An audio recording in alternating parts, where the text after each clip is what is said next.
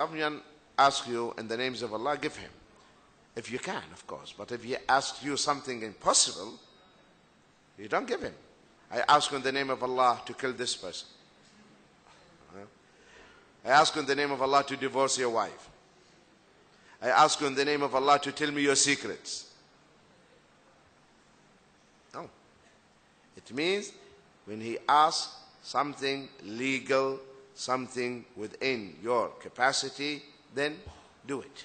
Are you following? So you must not misunderstand the hadith. And if someone asks in the names of Allah to be protected, seeking refuge, give it. If someone invites you, accept his invitation. But providing that there is nothing, no haram. He's inviting you to walima, banquet, wedding, but there will be khamr, music, dancing, mixing, free mingling. No. This is haram. We don't accept this invitation. Are you following? They will get angry. So what should we do? Whom should we please? Allah. Let them get angry. So what? We say in the Arabic, يشرب ماء البحر. Let him drink the sea water. Okay? So what? He gets angry. What is more important that Allah should not get angry. You understand? And if anyone does you a kindness, someone did something good for you, he made you a favor, you should also thank him for that and give him something. And by the way, brothers and sisters, Prophet Muhammad ﷺ, he said, Tahadu tahabu, exchange gifts, this will bring about love and brotherhood. You understand? Even if it is, yes, small thing. But the idea itself, this will bring love between brothers. You understand? And sisters as well. Do you hear me, sisters? So this will strengthen the sisterhood and the brotherhood. But if someone gave you something and you don't have anything, what should you do? Make dua for him. Aisha radiallahu anha, whenever she gave out sadaqah, she would ask her slave girl to hear what the people say. For instance, she will send food. Say, give it to this poor family and listen what they say and tell me. And the girl would come back and she would say, they prayed for you and they said this and this. So Aisha would pray for them. And she would say, they prayed for me, I prayed for them, and they want the reward of the sadaqah from Allah. Smart. Very smart. Understand? They prayed for me, I prayed for them. So dua for dua. Finish? Now I gave them sadaqah. That is plus. The reward will be from Allah. See how smart she is. Of course, alima, scholar. I remember that this happened in London. I was giving a talk, and then question time, one of the sisters said, but you know that the women at the time, in the past, they were teachers, they were teaching, Aisha was teaching the people. So why not we cannot teach men? What to say? I said, well, if any sister as knowledgeable as Aisha, all of us will come and study under her. Anyone among you as knowledgeable as Aisha? This is number one. Number two, Aisha, though she is the mother of the believers, she was always teaching them from behind the curtain. Aisha was not coming on the stage, on the panel, okay? And she would be hitting the table, okay? And all those men in front of her. Sorry, males, not men. There's a difference between males and men. Okay? The real men are real who fear Allah subhanahu wa ta'ala. Those are the real men.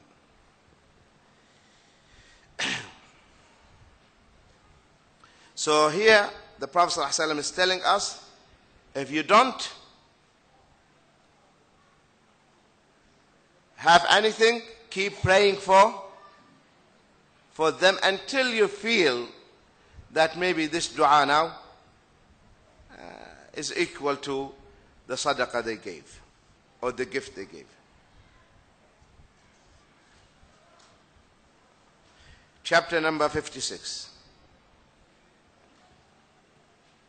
Nothing but paradise should be asked for Allah's face. Jabir said that the Prophet ﷺ said, لا يسأل بوجه الله إلا الجنة, nothing except paradise should be asked for by Allah's face. Because that is the face is one of the attributes of Allah. Okay? So you ask Allah subhanahu wa ta'ala by His attributes. So you ask Him the Jannah by His face. Chapter number 57. The chapters now are short. On saying if one only such and such, Allah said, يقولون لو كان لنا من الأمر شيء ما قتلنا هاهنا. They say, if we had anything to do with the affair, none of us would have been killed. This is where the if comes. And this is where the shaitan comes. If. But it happened. So what's the, crying over spilt milk, So what's the use here? It happened. Why are you using FF? That's why the Prophet ﷺ said this will open the gate for the shaitan. Had he done this, it wouldn't happen. But it happened.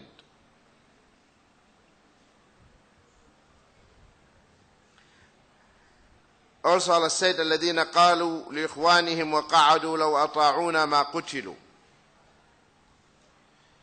They are the ones who said about their killed brothers, while they themselves sat at home, if only they had listened to us, they would not have been killed. The munafiqs, they are saying, had they listened to us and did not go for jihad, they would have lived.